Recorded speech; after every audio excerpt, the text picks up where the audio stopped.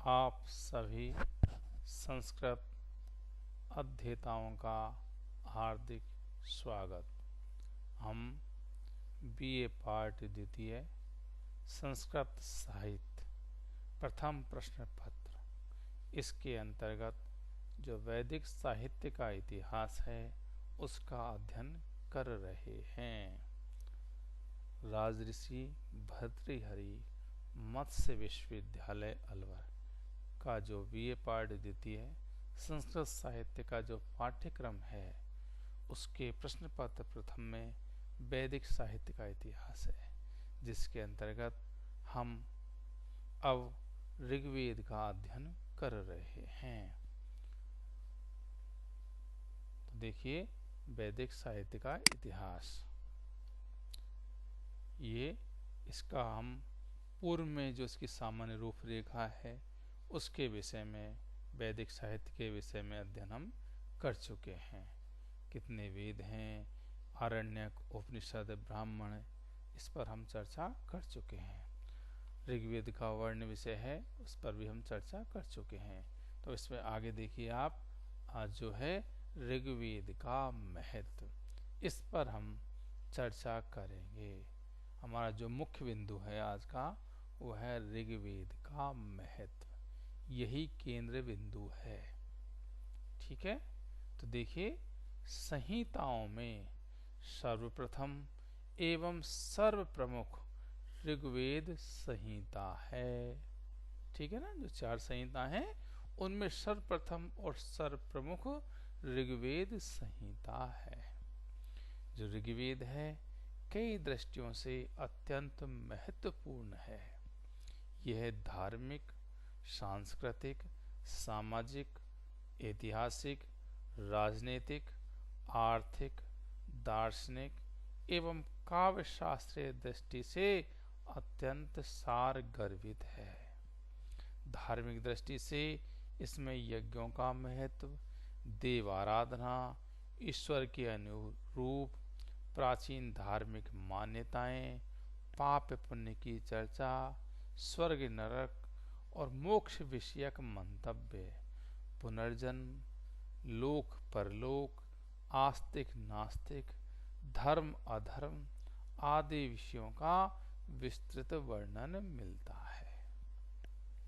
तो जो ऋग्वेद है इसका बहुत ही महत्व है। ऋग्वेद में जो हम देखते हैं, ऋग्वेद में पशुपालन, कृषि कर्म, व्यापार एवं उद्योग, यज्ञ, दान आदि धार्मिक कृत्यों का विस्तृत वर्णन है। राजा, पुरोहित और युद्ध का भी वर्णन आया है। राजा के यहाँ पुरोहित होता था जो यज्ञ करता था। यज्ञ में पति पत्नी दोनों भाग लेते थे। ऋग्वेद के मंत्र है उसमें भी यह आता है कि दंपत्ति एक चित्त होकर सोम का अभिषेक करते थे, उसे छानते थे और उसमें दूध मिलाते थे तथा देवताओं की स्तुति करते थे। ऋग्वेद के कई उदाहरण मिलते हैं जिनमें शत्रु पर विजय तथा दीर्घ आयुष की कामना की गई है। ऋग्वेद का दासराग युद्ध अत्यंत महत्वपूर्ण है।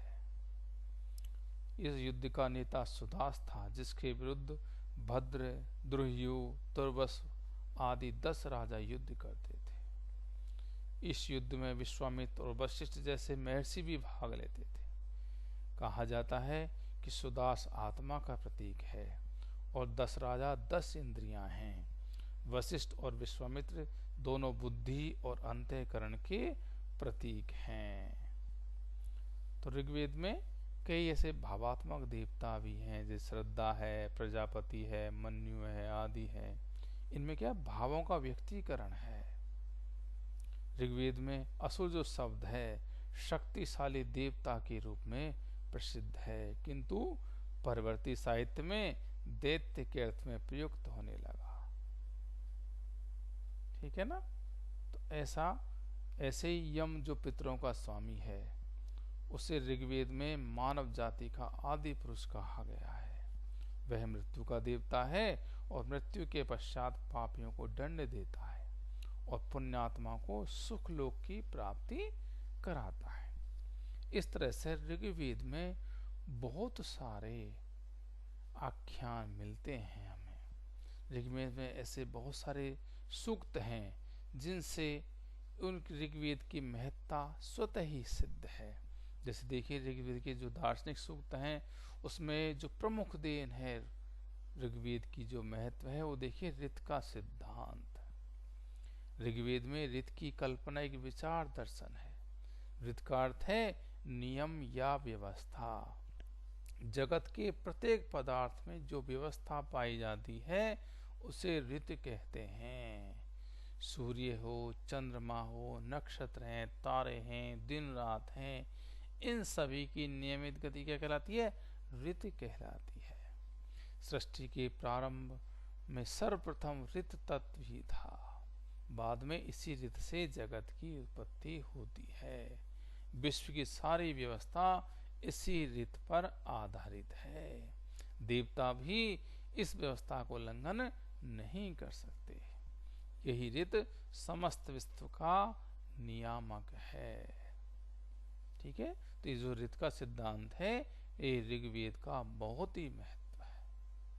दूसरा है परम तत्व कि ऋग्वेद में हम देखते हैं कि प्राचीन काल में मनुष्यों के मन में विचार उठने लगा कि देवों में कुछ शक्ति है या नहीं है, उनकी सत्ता है या नहीं है, या हम जो मानते हैं कि इंद्र श्रेष्ठ है या दूसरा देव श्रेष्ठ है, तो इनमें से कौन सा देवता श्रेष्ठ है, हम किस स्तुति करें, किसे हम हवि प्रदान करें। जैसा आता है कस्मै देवाय हविषाम विधि, इस प्रकार वो देवता, वो ऋषि कहता है कि वह देवता और कोई नहीं एकमात्र परम सत्य है। जो कौन है? हिरण्यगर्भ या प्रजापति है। जो देवों में सर्वमान है, वही विश्व का मूल तत्व है। सारा विश्व भी उसकी उपासना करता है। अमरता और मृत्यु जिसकी छाया है, वही देवों में एकमात्र देव है। यो देवेशु अधिदेव एव आसीत। ठीक है ना। ऐसे पुरुष सूक्त में पुरुष के लिए कहा गया है कि जो कुछ भूत भविष्य वर्तमान है वह सब कुछ पुरुष ही है।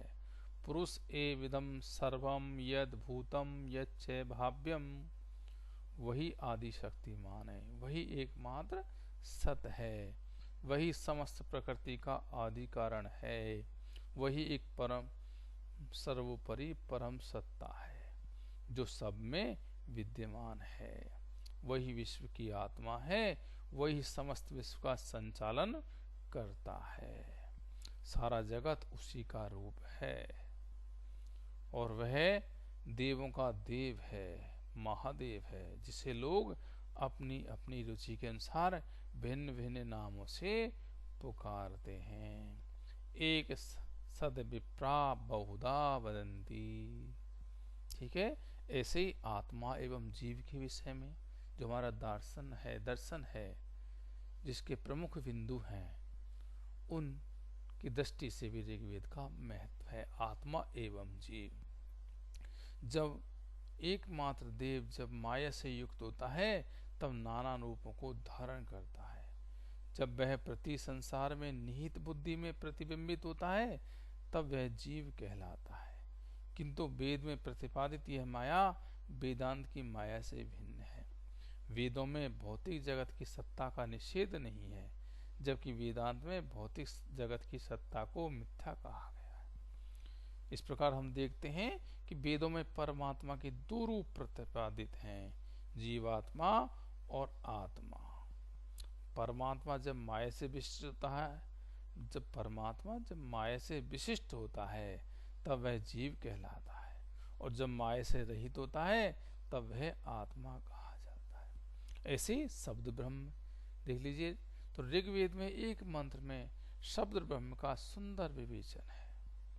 वहां कहते हैं कि शब्द ब्रह्म ही अविद्या के कारण अपने को नानाविध जागतिक वस्तुओं के रूप में प्रकाशित करता है। वहां उसे महादेव कहा गया है। उस शब्द रूप महादेव को वृषभ भी कहा गया है। ऐसा शब्द ब्रह्म के बारे में भी यहाँ पर है। ऐसे सृष्टि तत्व, वेदों में सृष्टि के संबंध में नाना विधि कल्पना है। सामान्य रूप से देखते हैं तो प्रजापति को विश्व का सृष्टा कहा गया है। वह प्रजापति कभी इंद्र के रूप में, कभी वायु के रूप में, कभी सूर्य के रूप में स्तुत किया गया है। और सृष्टि का रहस्य समझने के लिए तो नासदीय सूक्त का विशेष महत्व है कि सृष्टि के आरंभ में अंधकार ही अंधकार था। उस समय न सत था, न असत था, न अंतरिक्ष था, न व्योम था, तो किसने इसे आवृत कर रखा था? तो यहाँ पर कहते हैं वहां केवल एक ही तत्व था जो बिना किसी वायु के भी अपनी शक्ति से श्वास लेता था। वो तप की महिमा से एक तत्व प्रकट हुआ, उस एक में काम उत्पन्न हुआ, वही सृष्टि का प्रथम बीज था। प्राचीन मनीषियों ने जो अपने अंतःगढ़ में विचार कर असत से सत की उत्पत्ति की खोज की। तो ये सृष्टि कहाँ से हुई है, इसके विषय में भी हमें ऋग्वेद की तरफ देखना पड़ता है। ऋग्वेद में इसका बहुत ही व्यापक वर्णन है। हम देखते हैं कि ऋग्वेद में कि विराट जो पुरुष था उसके मस्तक आकाश, नाभि वायु, पाद भूलोक, मन चंद्रमा, चक्षु सूर्य, निश्वास को पवन के रूप में कल्पित किया गया है। और जो कुछ भूत भविष्य वर्तमान है वह सब पुरुष ही है। ठीक है ना। वस्तुतः इस विश्व का सर्जक तो परमदेव परमात्मा है, जिसे इंद्र, सूर्य, हिरण्यगर्भ या प्रजापति के रूप में कल्पित किया गया है। ऐसी जो वेद है ऋग्वेद, उसने हमें कर्म सिद्धांत दिया है कि वैदिक ऋषि हैं उसको महत्व को समझते थे। जीवन की समस्त चेष्टाएं और ये संसार भी इसी कर्म गति है, उसका फल है। देवता भी इस कर्म गति के बंधन में पड़ते हैं। भारतीय दर्शन में कर्म की गति को विचित्र बतलाया गया है। वैदिक ऋषि भी इसके महत्व को समझते थे। वेदों में यज्ञ को सर्वश्रेष्ठ कर्म बतलाया गया है। यज्ञ से अशुभ कर्मों का नाश और शुभ कर्मों का उदय होता है। वैदिक की मान्यता है कि यह आत्मा अजर और अमर है, इसका नाश नहीं होता। मृत्यु के बाद भी इसकी सत्ता बनी रहती है। अर्थात यह मृत्यु का नाश नहीं है, बल्कि आत्मा का परलोक में चला जाना है, जहाँ वह अपने कर्मों के अनुसार सुख दुख का उपभोग करता है। ठीक है ना। तो इस तरह से इसमें हमारे यहाँ कर्म सिद्धांत भी है। इसके अलावा जो ऋग्वेद है उसमें देखते हैं कि नैतिक आदर्शों पर बहुत बल दिया गया है। इस दृष्टि से भी ऋग्वेद का बहुत महत्व है कि उस समय लोभ, छल, झूठ, चोरी, व्यभिचार आदि नैतिक दृष्टि से ही समझे जाते थे। सत्य, दान, दया और आत्म संयम को नैतिक आदर्श समझा जाता था। ऋग्वेद के अनेक मंत्रों में राजाओं के उदार दानों की प्रशंसा की गई है। इन दान स्तुतियों में महान नैतिक शिक्षा है। इनमें उदारता की स्तुति है। ऋषि कहता है कि दान देने वाले का धन कभी भी क्षीण नहीं होता। जो निस्सहाय, निर्धन, भूखे व्यक्ति की भूख मिटाते हैं वही उदार हैं। जो पराये जन भी दान करने से क्या होता है, पराये जन भी उसके अपने हो जाते हैं। अतः समर्थ को भी दान देना चाहिए। ठीक है ना। तो यहाँ पर बल्कि ये कहा गया है कि अकेला खाने वालों तो केवल अख ही होता है। इसलिए ध्यान रखें कि ऋग्वेद में भी दान की बहुत महत्ता बताई गई है। नैतिकता की दृष्टि से हम देखते हैं तो ऋग्वेद का बहुत महत्व है। यहाँ पर एक अक्षय सूक्त है जो बहुत ही महत्वपूर्ण है। इसमें एक जुआरी जुआ खेल खेल कर अपने जीवन की सुख समृद्धि का नाश कर लेता है। अंत में वह पश्चाताप करता है और जुए को अपने परिवार के विनाश का कारण समझता है। वह उससे दुखी होकर जुआ न खेलने की प्रतिज्ञा करता है। वह निश्चय करता है कि अब जुआरियों के साथ कभी भी नहीं जाऊंगा। किंतु जब अक्षों के गिरने की ध्वनि उसके कानों में पड़ती है तो स्वर्ण स्त्री के समान फिर वह वहां पहुंच जाता है। तो वह वहां कहता है कि हाय यक्ष कितने आकर्षक हैं, ये पहले कुछ देते हैं, बाद में उसका सर्वस्व छीन लेते हैं। इसमें कितना जादू है कि नीचे की ओर गिराते हैं किंतु ऊपर को उठ जाते हैं, कि इनके हाथ नहीं है किंतु हाथ वाले मनुष्यों को भी जीत लेते हैं। ऐसा वह जुआरी करता हुआ बार बार अक्षों के बस में हो जाता है। इससे उसकी पत्नी सदा दुखी रहती है, माँ पीड़ित रहती है, पुत्र इधर उधर भटकते हैं, ऋण का बोझ उसके ऊपर लद जाता है, रात में भी दूसरों के घर में भटकता है, आग के सहारे पड़ा रहता है। अंत में वह फिर जुआ नहीं खेलने का निश्चय करता है और अक्षों से प्रार्थना करता है कि उसे वे मुक्त कर दें। वह अपने परिवार एवं खेती की देखभाल करना चाहता है। वह कहता है कि मुझे सविता ने उपदेश दिया है कि हे किताब, जुआ मत खेलो, खेती करो और उससे प्राप्त धन से सुख प्राप्त करो, यही तुम्हारी गाय है, अतः तुम जुआ खेलना छोड़ दो। ऐसे हम देखते हैं कि जो सम्माद सूक्त हैं वो भी नैतिक दृष्टि से अत्यंत महत्वपूर्ण है। जैसे यम यवि सम्माद है वो भी बहुत महत्वपूर्ण है। वहां देखते हैं कि भाई बहन का खून का संबंध है, एक खून में विवाह नैतिक दृष्टि से निषिद्ध है। इसी प्रकार ऋग्वेद कालीन समाज में स्त्रियों के संबंध में भी अनेक सूक्त पाए जाते हैं और वहां पर ऋग्वेद में अनेक प्रहेलिकाएं भी हैं जो नैतिक दृष्टि से अत्यंत महत्वपूर्ण हैं।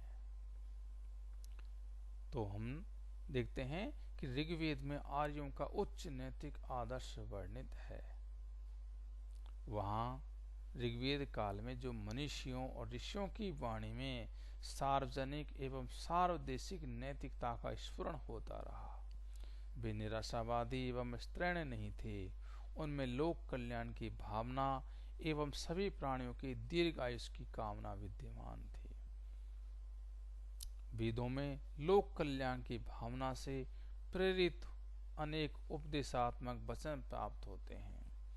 वेद ही मानव को कर्मठ, देशभक्त, परोपकारी बनाने की शिक्षा देता है।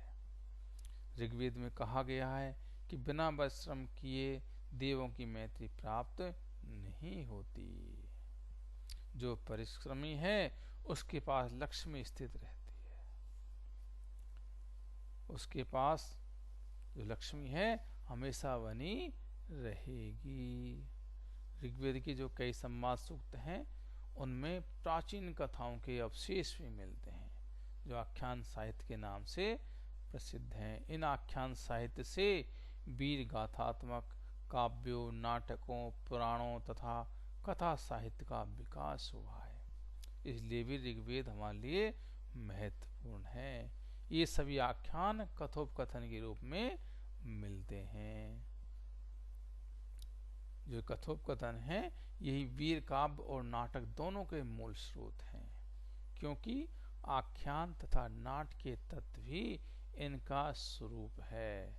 इस प्रकार ये संवाद सूक्त जो हैं वो परवर्ती काव्य, नाटक, कथा एवं गीति काव्य को स्रोत रहे हैं। इन्हीं से विभिन्न प्रकार की साहित्यिक विधाओं का विकास हुआ, अतः इनका महत्व स्वतः ही सिद्ध है। ठीक है ना। इन ऐसे संवाद सूक्त हैं, इनमें उर्वशा जो इन संवाद सूक्तों में उर्वशी पुरुरवा का आख्यान है वो सर्वश्रेष्ठ है। यहाँ पर इसी प्रकार जो है दूसरा महत्वपूर्ण आख्यान जिसकी हम चर्चा कर चुके यम अमी संवाद है, ठीक है ना। इसके अलावा ऋग्वेद में सूर्य सूक्त भी एक सुंदरतम संवाद सूक्त है। इस सूक्त में सूर्य का सोम के साथ विवाह का वर्णन है। इसमें वैवाहिक रीति रिवाजों का सुंदर वर्णन है जो आगे चलकर गृहस्थ सूत्रों में पल्लवित हुए हैं।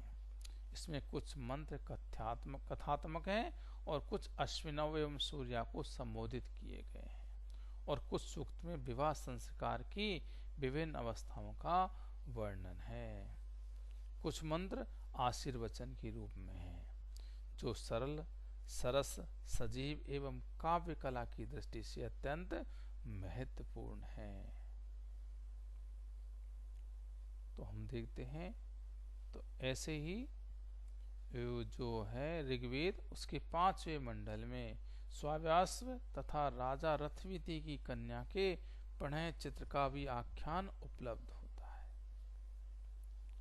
काव्य कला की दृष्टि से ये सूक्त ये बहुत ही महत्वपूर्ण है।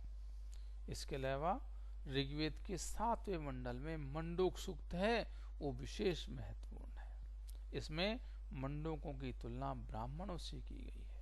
ग्रीष्म ऋतु में ये मंडूक मौन व्रतधारी ब्राह्मण के समान मौन रहते हैं, किंतु वर्षा ऋतु के आते ही ये मंडूक प्रसन्नता से टर टर करते हुए एक दूसरे का ऐसा स्वागत करते हैं जैसा कि पुत्र पिता का स्वागत करता है।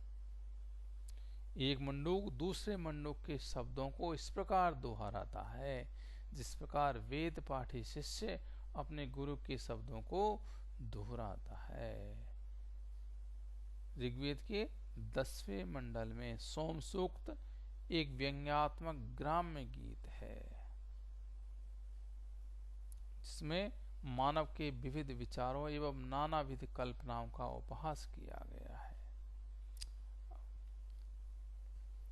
इसी प्रकार 10वें मंडल में शर्मापणि संवाद एक महत्वपूर्ण सूक्त है। और हम इसी प्रकार देखते हैं कि अनेक सूक्त हैं वो दान स्तुति के हैं, जिनमें कुछ विजय गीत भी हैं, कुछ राजाओं की उदारता के प्रशंसात्मक गीत भी हैं। इनमें महान नैतिक शिक्षा है जो अत्यंत दुर्लभ है। तो इस प्रकार ऋग्वेद का जो विषय है, वर्ण विषय, उसमें बहुत सारी ऐसी बातें बताई गई हैं, ऐसी चीज़ों का, वस्तुओं का, ऐसे विषयों का वर्णन है जो हमारे लिए आज भी बहुत महत्वपूर्ण है। तो हम देखते हैं कि जो ऋग्वेद है सांस्कृतिक दृष्टि से भी प्राचीन काल का जीवन दर्शन, सदाचार, शिष्टाचार, सत्य असत्य का अंतर, हिंसा अहिंसा का भेद, पाप पुण्य विवेक, हे उपादेय का विवेचन इसमें मिलता है। सामाजिक दृष्टि से वर्ण व्यवस्था, उनके कर्तव्य, समाज और व्यक्ति का संबंध, विवाह संस्कार जिनकी हम चर्चा कर चुके हैं, विधियां हैं, नगर पुर ग्राम आदि, खान पान, परिधान, अलंकरण आदि की प्रचुर सामग्री इसमें उपलब्ध है।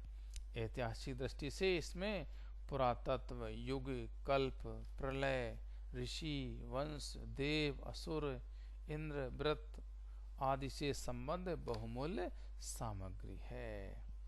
जहाँ इसमें राजा के अधिकार और कर्तव्य, राज्य शासन, संघ शासन, राजतंत्र, प्रजातंत्र, राष्ट्रीय कल्पना, राष्ट्र के प्रति कर्तव्य, राजा का निर्वाचन, राज्याभिषेक, प्रजा के अधिकार और कर्तव्य आदि विषयों का समावेश है, तो वहीं आर्थिक दृष्टि से इसमें कृषि, अन्न, कृषि के उपकरण, क्षेत्र की नाप, आजीविका के साधन, व्यापार वाणिज्य, रत्न, सुवर्ण, पशुपालन आदि विविध वृत्तियां, सिक्के आदि का वर्णन है।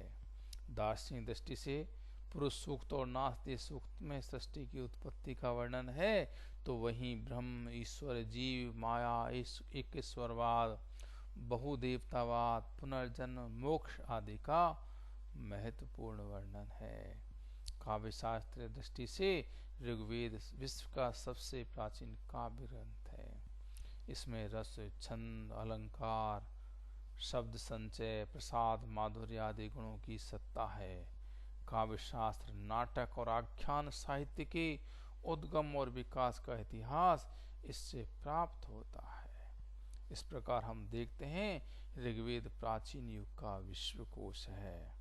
यह विश्व का साहित्य का सबसे प्राचीन आर्ष काव्य है, जो विद्वानों के लिए एक प्रकाश स्तंभ है। इस तरह से यह ऋग्वेद जो हमने अभी पढ़ा है, तो ऋग्वेद का महत्व इन बिंदुओं से रेखांकित होता है और स्पष्ट हो जाता है। आप इसको एक बार जरूर पढ़ें, इसका फिर चिंतन करें, तो आपको ये याद हो जाएगा, समझ में आ जाएगा। परीक्षा की दृष्टि से ये महत्वपूर्ण भी है, तो आप इसे जरूर, इसको आप देखें, जरूर इसको याद करें।